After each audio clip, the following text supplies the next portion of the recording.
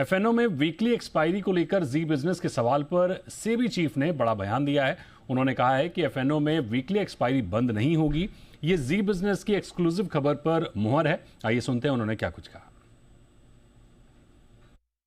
शायद ये एक टाइटनिंग है, वीकली एक्सपायरी बंद होना टाइटनिंग नहीं होगा, ये कुछ लोग एक्सपेक्ट कर रहे हैं। नहीं, मैंने जैसे बोला आपको, हमारा स्टेटस को है जैसे भी चल रहा है, जो हमारा रेगुलेटरी फ्रेमवर्क है, अभी तक उसमें कोई बदलाव का कोई हमारा मंशा नहीं है। जी बिजनेस की एक और एक्सक्लूसिव खबर पर मोहर लगी है। साथ ही सेबी चीफ ने यह भी कहा कि कैश मार्केट में वॉल्यूम बढ़ाने के लिए जल्द ही कदम उठाए जाएंगे। सर, जो चर्चा चल रही थी, कैश मार्केट को डीपन करने के लिए मार्जिन्स कम किए जा सकते हैं और एसएलबीएम फ्रेमवर्क को भी स्ट्रेंथन करने के लिए एक वर्किंग ग्रुप था, सर उस पर अगर कुछ अपडेट? तो दोनों ही प्रपोजल्स हमारी बहुत एक्टिव रडार में हैं। ट्रेडिंग, लिक्विडिटी इम्प्रूव करना हमारे जो मार्केट में, कैश मार्केट में, वो बहुत इम्पोर्टेंट ऑब्जेक्टिव है हमारे लिए, क्योंकि उससे बहुत सारी जो लिक्विडिटी की इश्यूज, लिक्विडिटी टर्नओवर बढ़ने से मार्केट की जो स्ट्रक्चर है वो इम्प्रूव होती है।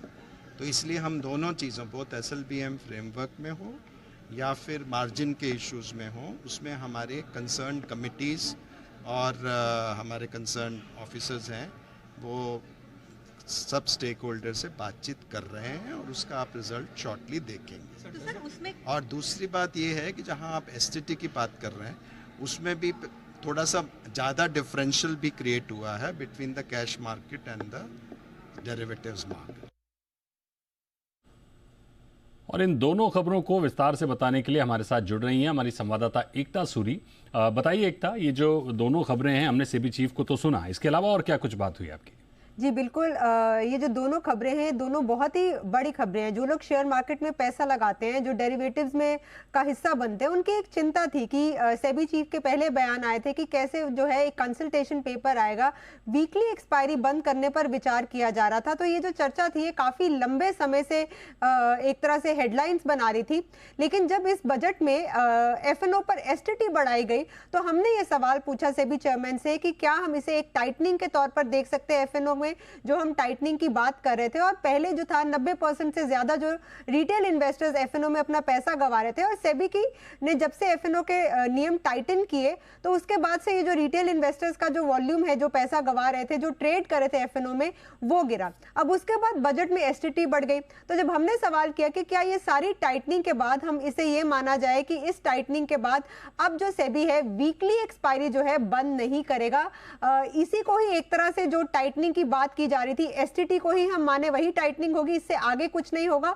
तो हमारे सवाल पर जो है सेबी चेयरमैन ने यही जवाब दिया कि कोई रेगुलेटरी चेंज जो है अभी जो है नहीं एक्सपेक्टेड है, स्टेटस को है। तो ये जो ट्रेडर्स के लिए ये एक राहत वाली बात है, क्योंकि वो एक्सपेक्ट कर रहे थे कहीं ना कहीं हेडलाइंस की वजह से कि वीकली एक्सपायरी बंद हो सकती है। ये जो एक चिंता का विषय था, अब उसमें थोड़ी सी क्लैरिफिकेशन आई है, एक बड़ी राहत वाली बात हम इसे ले सकते हैं।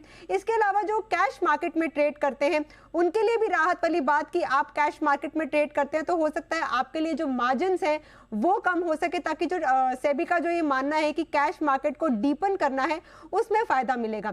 एसएलबीएम फ्रेमवर्क जो है, यानी कि आप शेयर जब उधार लेते हैं किसी से, उसमें भी बहुत सारे जो है अभी पेन पॉइंट्स हैं। जैसे 130% का कोलैटरल मार्जिन हो गया, आपने अगर शेयर रिकॉल किए तो आपको शेयर वापस मिलेंगे या नहीं वापस मिलेंगे, ये तय नहीं है। इसके अलावा जो एक जीएसटी भी लगती है, अगर एक लेंडर को आज की तारीख में, एक रिटेल इन्वेस्टर जो है, अगर वो एक जॉब पर है और वो अगर एसएलबीएम का हिस्सा बनना चाहता है, उसके लिए सेटलमेंट में उसके पास जीएसटी नंबर नहीं है, तो ये पेन पॉइंट्स भी सॉल्व होंगे, इसका भी आश्वासन जो है सेबी चेयरमैन ने दिया। जी बिल्कुल एकता, इन दोनों ही खबरों को विस्तार से बताने के लिए आपका बहुत शुक्रिया।